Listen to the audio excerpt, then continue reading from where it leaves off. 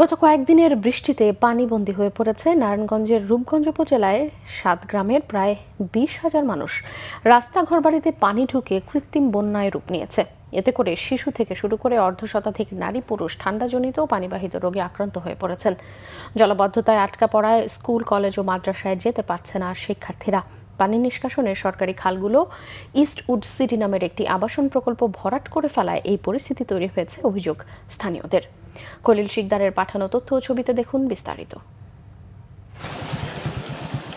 রূপগঞ্জ উপজেলার কাঞ্চন পৌরসভার হাটাবো, টেকপাড়া, কালাদি, নলপাথর, নরাবো, কোষাব, আইতলা ও ডুলুরদিয়া গ্রামে প্রায় 20,000 মানুষের বসবাস।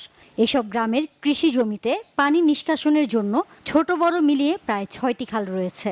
একসময় এসব খাল দিয়ে বৃষ্টির পানি সরে যেত, কিন্তু বেশ কয়েক বছর ধরে ইস্টউড সিটি নামের একটি আবাসন প্রকল্প পানি নিষ্কাশনের সরকারি খালগুলো ভরাট করে দখলে নিয়ে গেছে বলে অভিযোগ পাওয়া গেছে।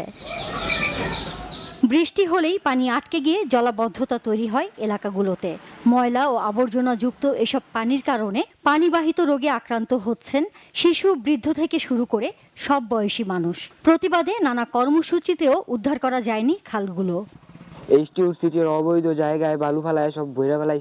এই জায়গায় আগে একটা পানির খাল ছিল, সেই খালটায় গদি ভরার কারণে পানি সব বাড়িতে উঠে পড়ে। বাচ্চা কাচ্চা আছে, তারা স্কুলে যায়, তারা এই বৃষ্টি বাদলার মধ্যে তারা স্কুলে যাইতে পারে না, রাস্তাঘাট একবারই তলায় যায়। আমাদের এমপি সাহেব যেন দেখা অতি তাড়াতাড়ি এই ভূমিদস্যু কামাল সাহেবের পদক্ষেপ নেয় এবং এই খাল অতি দ্রুত যেন পরিষ্কার করে। কোম্পানিরা বালু ফেলানো জায়গায় পানি আটকে রয়েছে।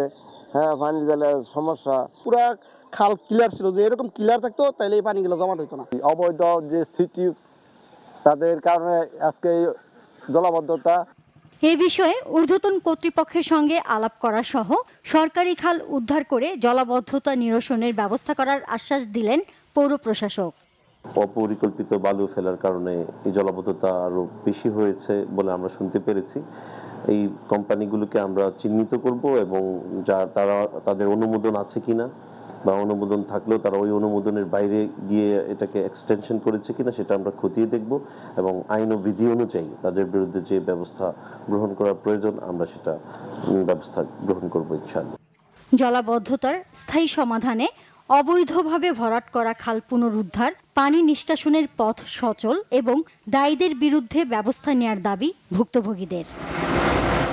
Bangla vision news desk.